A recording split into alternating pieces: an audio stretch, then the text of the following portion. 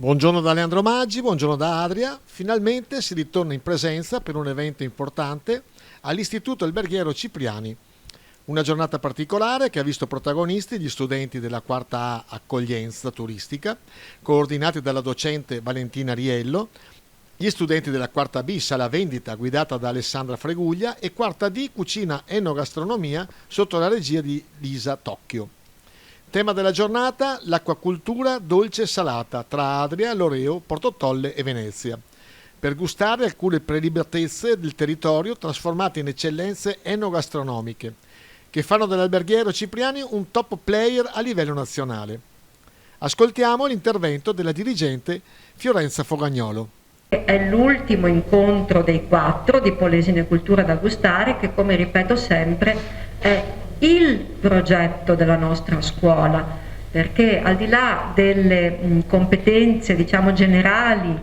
che come tutte le altre scuole, questo è un progetto strutturato sulla specificità dell'istituto alberghiero e sulla specificità del territorio, quindi è ancora una volta l'attenzione che diciamo per il territorio, la tradizione, la cultura in senso lato e gli abbinamenti tra i piatti tipici e le bevande, ma soprattutto da un po' di tempo a questa parte all'innovazione, cioè come riproporre i piatti e la cultura, la tradizione del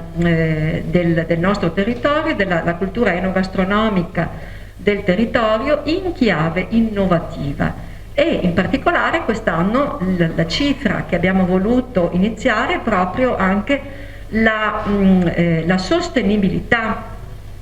Quindi i ragazzi, tutte le classi quarte dell'istituto sono state coinvolte, quindi vediamo una rappresentanza, una classe di sala e vendita, una classe di cucina e la classe di accoglienza turistica che, essendo l'unica quarta che c'è, ha dovuto un po' alternarsi e diciamo che ha fatto maggiore esperienza, vero ragazzi, così,